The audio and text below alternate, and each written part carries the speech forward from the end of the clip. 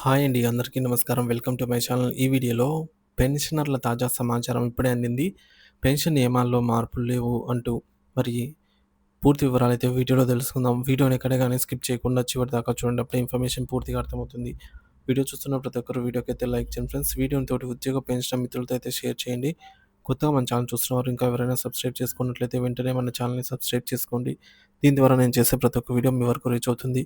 ఇక ఆలస్యం చేయకుండా వివరాల్లోకైతే వెళ్ళిపోదాము. సో ఫ్రెండ్స్ ఇక విషయానికొచ్చినట్లయితే పెన్షన్ నియమాల్లో మార్పులు లేవు అంటూ స్పష్టత ఇచ్చిన ఆర్థిక మంత్రి నిర్మలా సీతారామన్ గారు. సో కేంద్ర ప్రభుత్వ ఉద్యోగుల పెన్షన్లకు సంబంధించి ఎటువంటి మార్పులు లేవని ఇటీవల పార్లమెంట్ ఆమోదించిన ఫినాన్షియల్ బిల్లు 2025 పెన్షన్ల విధానం పైన ప్రభావం చూపదు అని ఆర్థిక మంత్రి నిర్మలా సీతారామన్ గారు స్పష్టత ఇచ్చారు. సో రక్షణ రంగ సిబ్బందికి కూడా ఈ నిబంధనలు వర్తించవని ఆమె తెలిపారు. ప్రస్తుత పెన్షన్ విధానాన్ని ఏ విధంగానూ మార్చే అవకాశం లేదు. అలాగే రక్షణ రంగ పెన్షనర్లకు ప్రత్యేక నిబంధనలు ఉన్నాయి కాబట్టి కొత్త నిబంధనలు వారిపై కూడా ప్రభావం చూపవు అని రాజ్యసభలో మంత్రి తెలిపారు. ఇక ఫైనాన్షియల్ బిల్లు 2025 పెన్షన్లపై ప్రభావం లేదని స్పష్టం. పెన్షన్ నిధుల వ్యయం కోసం కేంద్ర ప్రభుత్వం ఉద్యోగుల నియమాలు మరియు సూత్రాల ధృవీకరణకు సంబంధించిన చట్టాన్ని రాజ్యసభ ఫైనాన్షియల్ బిల్లు 2025 భాగంలో గురువారం ఆమోదించింది. ఈ బిల్లును లోక్సభలో ఇప్పటికే మంగళవారం ఆమోదించబడినది. కేంద్ర ప్రభుత్వం ప్రవేశపెట్టిన కొత్త నిబంధనల ప్రకారం పెన్షన్ వ్యవస్థలో కొన్ని మార్పులను సమీక్షించడానికి ప్రభుత్వానికి అధికారం ఉంటుంది. అయితే ఇది కొత్త పెన్షన్ విధానం ప్రవేశపెట్టడం కాదు, ఉన్న నిబంధనలను మాత్రమే పునరుద్ధరించడం అని మంత్రి స్పష్టం చేశారు. పెన్షనర్ల వర్గీకరణపై స్పష్టత. నూతన నిబంధనల ప్రకారం కేంద్ర ప్రభుత్వానికి పెన్షనర్ల మధ్య వ్యత్యాసాలను సవరించే అధికారం ఉంటుంది.